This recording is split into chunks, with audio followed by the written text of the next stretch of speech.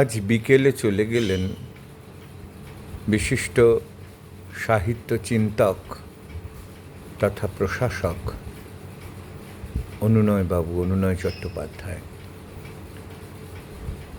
সকল সাহিত্যপ্রেমী মানুষের কাছে তিনি তার এই পোশাকি নাম নয়, তাঁর ডাক নাম সনৎ চট্টোপাধ্যায় নামেই সমধিক পরিচিত ছিলেন। প্রয়াণকালে তাঁর যথেষ্ট বয়স হয়েছিল, হয়তো অনেক কাল অসুস্থও ছিলেন।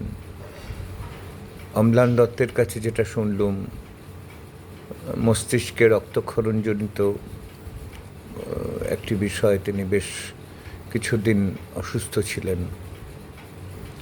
আসলে এই সনৎবাবুর মতো মানুষরা চলে গেলে নিজেদের বড্ড নিঃস্ব, নিজেদের বড্ড অনাথ মনে হয়। যে সুনিবিড় একটা ছায়া দিয়ে আমাদের তিনি দীর্ঘকাল ছেয়ে রেখেছিলেন, হঠাৎ যেন সেই ছায়াটা দূরে সরে গেল। একজন মানুষ খুব মিতভাষী, কথা খুব কম বলতেন, অথচ যতটুকু দরকার সেটাকে স্পষ্ট করে বলবার ক্ষেত্রে তার মধ্যে কখনো কোনো রকম দ্বিধা, কোনো রকম সংকোচ দেখিনি। অন্নদাশঙ্কর রায় অত্যন্ত স্নেহ করতেন সনৎবাবুকে। উনি যখন বাংলা একাডেমির জন্মলগ্ন থেকে সভাপতি, তার অনেকটা সময়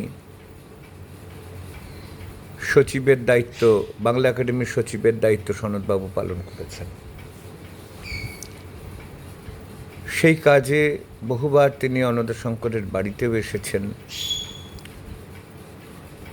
আজকে হঠাৎ মনে পড়ছে একটি কথা, সনৎবাবু কোঁচাটা সামনে রেখে ধুতি পরতে অভ্যস্ত ছিলেন। কোঁচাটা ঝুলতো, কোঁচাটা আটকানো থাকতো না কোমরের সঙ্গে আর কি। তো একদিন চা খেতে খেতে আলাপ করতে অন্নদাশঙ্কর ওকে বললেন, জানেন তো, গুরুসদয় দত্ত আমাকে একবার বলেছিলেন, কখনো এরকম কোঁচা দুলিয়ে বাবুয়ানির চালে হেঁটো না। অন্নদাশঙ্কর কখনো কোঁচাটাকে ঝুলিয়ে রাখতেন না, কোমরে গুঁজে রাখতেন। তো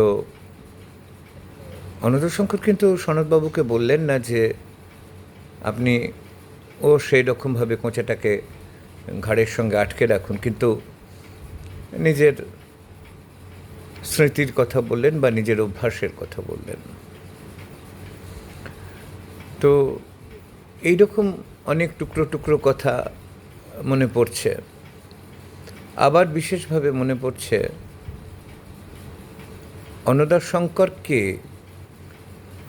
গৌরকিশোর ঘোষ মিশায় প্রেসিডেন্সি জেলের, আমি সেল নাম্বারটা এক্ষুনি ভুলে যাচ্ছি, আটক থাকাকালীন একটি চিঠি লিখেছিলেন। খুব গোপনে সে চিঠি পাঠান।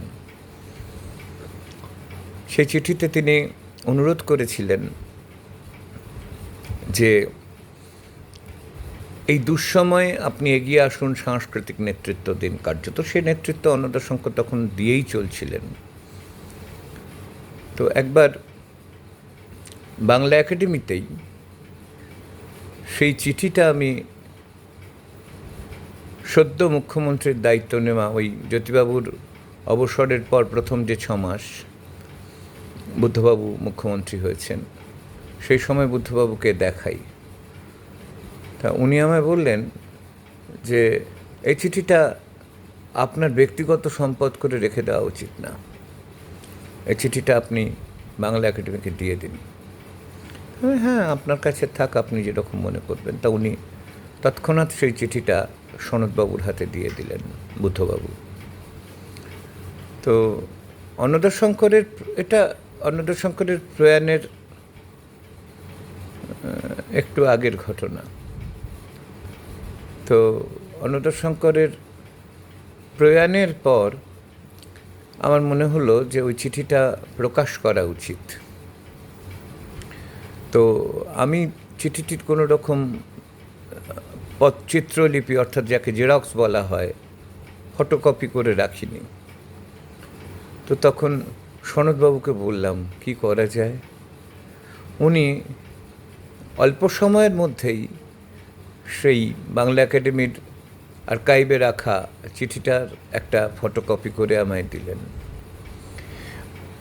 আমরা যখন যেরকম অসুবিধার সম্মুখীন হয়েছি,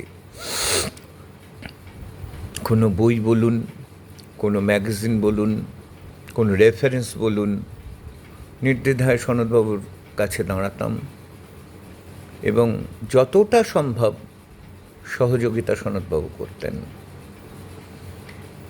অথচ এগুলো করা ঘিরে কোনো ধরনের আত্মম্ভরিতা, কোনো রকম নিজেকে জাহির করা, নিজেকে প্রকাশ করা, এগুলি তার মধ্যে কখনো দেখা যায়নি।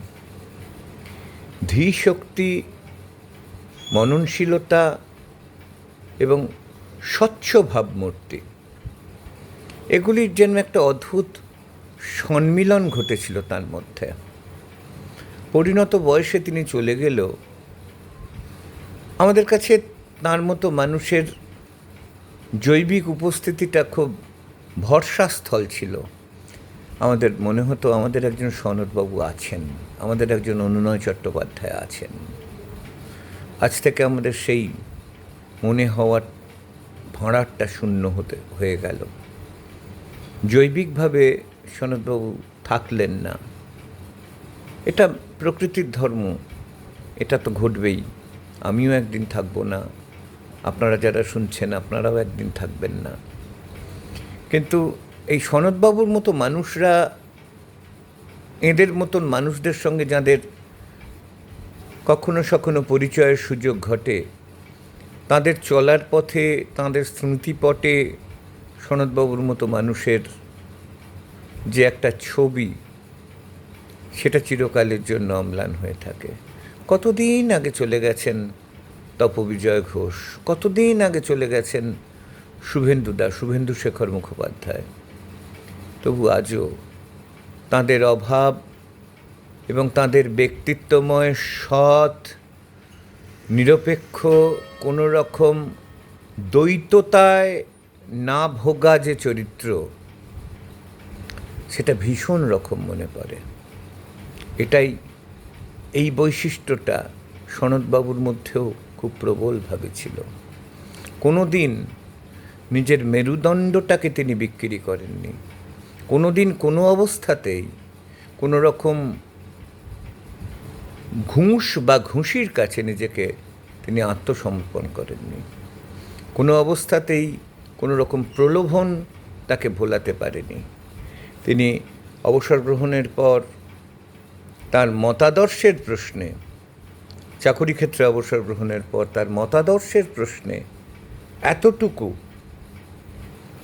তার স্খলন ঘটেনি।